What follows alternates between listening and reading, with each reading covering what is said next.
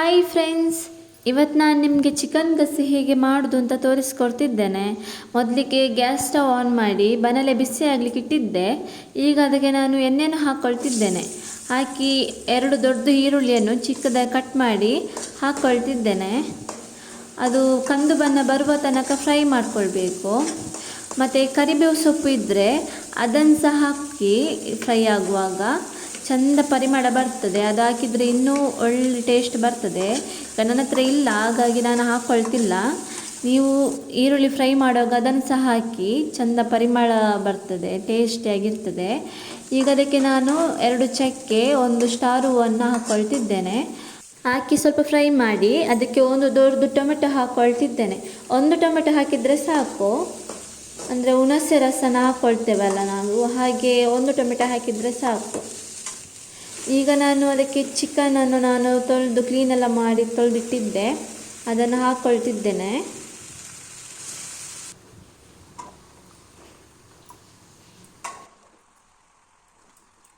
ಅದನ್ನೀಗ ಚಂದ ಮಾಡಿ ಮಿಕ್ಸ್ ಮಾಡಿಕೊಳ್ಬೇಕು. ಈರುಳ್ಳಿ ಮತ್ತು ಟೊಮೆಟೊದೊಟ್ಟಿಗೆ ಚಂದ ಮಾಡಿ ಮಿಕ್ಸ್ ಮಾಡಿಕೊಳ್ಬೇಕು. ಮಿಕ್ಸ್ ಮಾಡ್ಕೊಳ್ತಿರುವಾಗ ಅದಕ್ಕೆ 1.5 ಚಮಚದಷ್ಟು ಅರಶಿನ ಹುಡಿಯನ್ನು ಹಾಕ್ಕೊಳ್ತೇನೆ ನಾನೀಗ. ಅಂದರೆ ಅದು ಬೇಯುವಾಗಲೇ ಹಾಕಬೇಕು ನಾವು ಅರಶಿನ ಹುಡಿಯನ್ನು. ಹಾಕಿ ಅದನ್ನು ಸಹ ಚಂದ ಮಾಡಿ ಮಿಕ್ಸ್ ಮಾಡ್ಕೊಳ್ತೇನೆ. ಎಲ್ಲ ಅರಶಿನ ಎಲ್ಲ ಚಿಕನ್ ಪೀಸಿಗೂ ಒಳ್ಳೆ ಮಿಕ್ಸ್ ಆಗಬೇಕು, ಅಲ್ಲಿ ತನಕ ಮಿಕ್ಸ್ ಮಾಡ್ಕೊಳ್ತೇನೆ. ಈಗ ಅದಕ್ಕೆ ರುಚಿಗೆ ತಕ್ಕಷ್ಟು ಉಪ್ಪನ್ನು ಹಾಕ್ಕೊಳ್ತೇನೆ. ಅದು ಬೇಯ್ತಾ ಇರುವಾಗಲೇ ನಾವು ಉಪ್ಪನ್ನು ಹಾಕಬೇಕು, ಆಗ ಒಳ್ಳೆ ಉಪ್ಪು ಎಳೀತದೆ ಪೀಸಿಗೆಲ್ಲ.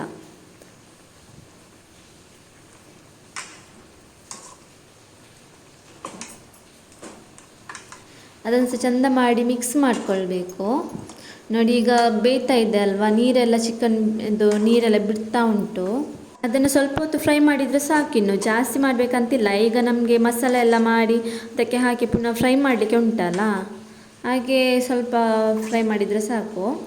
ಈಗ ನಾನು ಮಸಾಲೆ ಮಾಡಲಿಕ್ಕೆ ಏನೆಲ್ಲ ಐಟಮ್ಸ್ ಬೇಕು ಅಂತ ತೋರಿಸ್ತೇನೆ. ಈಗ ಅದನ್ನು ಸ್ವಲ್ಪ ಹುರ್ಕೊಳ್ಬೇಕಾಗ್ತದೆ, ಹಾಗೆ ನಾನು ತವ ಇಡ್ತಾ ಇದ್ದೇನೆ. ಮೊದಲಿಗೆ ನಾನೊಂದು 12-13 ಮೆಣಸಿನಕಾಯಿಯನ್ನು ತಗೊಂಡಿದ್ದೇನೆ. ಕೆಂಪು ಮೆಣಸನ್ನು ಫ್ರೈ ಮಾಡಿ ಸ್ವಲ್ಪ ಇಡ್ತೇನೆ ನಾನು. ಫ್ರೈ ಮಾಡೋದ್ರಿಂದ ಎಲ್ಲ ಸಾಮಗ್ರಿಗಳನ್ನು ಫ್ರೈ ಮಾಡೋದ್ರಿಂದ ಒಳ್ಳೆ ಟೇಸ್ಟ್ ಬರ್ತದೆ, ಹಾಗೆ ಫ್ರೈ ಮಾಡ್ಕೊಳ್ತೇನೆ. ಅದು ಫ್ರೈ ಆಗಿದೆ, ಒಂದು ಪಾತ್ರೆಗೆ ಹಾಕ್ಕೊಂಡೆ. ಈಗ ಒಂದು ಸ್ವಲ್ಪ 1/4 ಚಮಚದಷ್ಟು ಸೋಂಪು, 1.5 ಚಮಚದಷ್ಟು ಜೀರಿಗೆ, ಒಂದು 2 ಚಮಚ ಫುಲ್ ಕೊತ್ತಂಬರಿ ಬೀಜ, ಮತ್ತು ಒಂದು 5-6 ಮೆಂತೆ ಹಾಕಿದರೆ ಸಾಕು, ಜಾಸ್ತಿ ಹಾಕಬಾರ್ದು, ಹಾಕಿದರೆ ಕಹಿ ಆಗ್ತದೆ. ಅದಕ್ಕೆ ನಾನು 5-6 ಹಾಕಿದ್ದೇನೆ ಅಷ್ಟೇ. ಹಾಕಿ ಚಂದ ಮಾಡಿ ಹುರ್ಕೊಳ್ಬೇಕು. ಮತ್ತು ಅದಕ್ಕೆ 1 ಚಕ್ಕೆ, 2 ಲವಂಗ, 1 ಏಲಕ್ಕಿ, 1 ಸ್ಟಾರ್ ಹೂವನ್ನು ಹಾಕಿ ಸ್ವಲ್ಪ ಹುರ್ಕೊಳ್ತೇನೆ. ಹುರ್ಕೊಳ್ಳುವಾಗ ಒಂಥರ ಒಳ್ಳೆ ಪರಿಮಳ ಬರ್ತದೆ.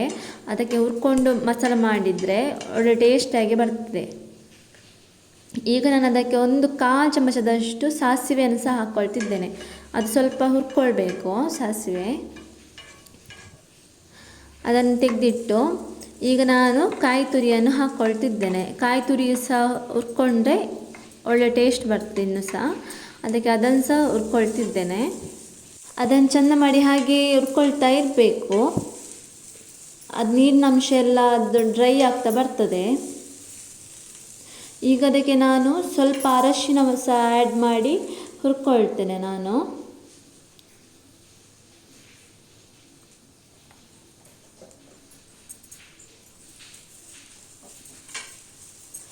ಅದು ಸ್ವಲ್ಪ ಬ್ರೌನ್ ಆಗುವ ತನಕ ಹುರ್ಕೊಂಡ್ರೆ ಸಾಕು.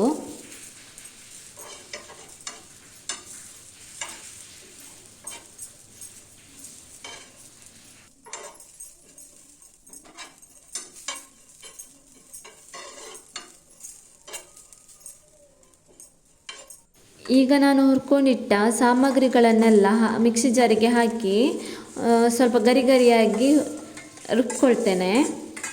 ಈಗ ಅದಕ್ಕೆ ಮಿಕ್ಸಿ ಜಾರಿಗೆ ಒಂದು 7-8 ಬೆಳ್ಳುಳ್ಳಿಯನ್ನು ಹಾಕಿ, ನಿಮಗೆ ಎಷ್ಟು ಬೇಕು ಸ್ವಲ್ಪ ನೀರನ್ನು ಹಾಕಿ ಗರಿಯಾಗಿ ರುಬ್ಕೊಳ್ಬೇಕು.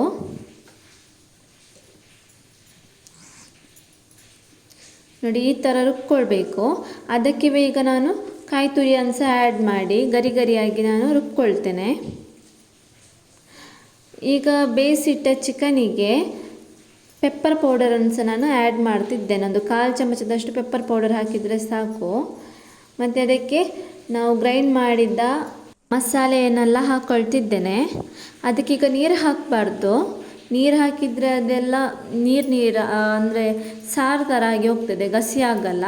ಅದಕ್ಕೆ ಈಗ ನಾವು ನೀರು ಹಾಕದೆ ಖಾಲಿ ಆ ಮಸಾಲವನ್ನು ಹಾಕ್ಕೊಳ್ಬೇಕು. ಹಾಕಿ ಆ ಚಿಕನಿಗೆಲ್ಲ ಒಳ್ಳೆ ಮಿಕ್ಸ್ ಆಗುವ ಥರ ಮಿಕ್ಸ್ ಮಾಡಿಕೊಳ್ಬೇಕು. ಈಗ ಒಳ್ಳೆ ಮಿಕ್ಸ್ ಆಗಿದೆ. ನಾನು ಅದಕ್ಕೆ ಮುಚ್ಚಳವನ್ನು ಮುಚ್ಚಿ ಸ್ವಲ್ಪ ಹೊತ್ತು ಬೇಯಲಿಕ್ಕೆ ಬಿಡ್ತಾ ಇದ್ದೇನೆ.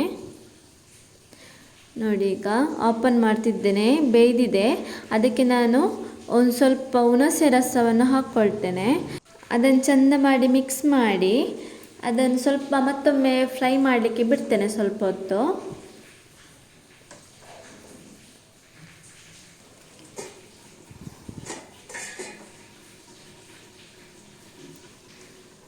ನೋಡಿ ಈಗ ತೆಗಿತಿದ್ದೇನೆ ಮುಚ್ಚಳ. ಒಳ್ಳೆ ಬೇಯ್ದಿದೆ. ನೋಡಿದ್ರಲ್ವ ಈ ಚಿಕನ್ ಗಸಿ ಹೇಗೆ ಮಾಡೋದು ಅಂತ. ಹೀಗೆ ಗಸಿ ಗಸಿಯಾಗಿ ಮಾಡಬೇಕು. ತುಂಬ ತೆಳು ಆಗಬಾರ್ದು, ಸ್ವಲ್ಪ ಹೀಗೆ ದಪ್ಪ ಆಗಿ ಗಸಿ ಗಸಿಯಾಗಿ ಇರಬೇಕು.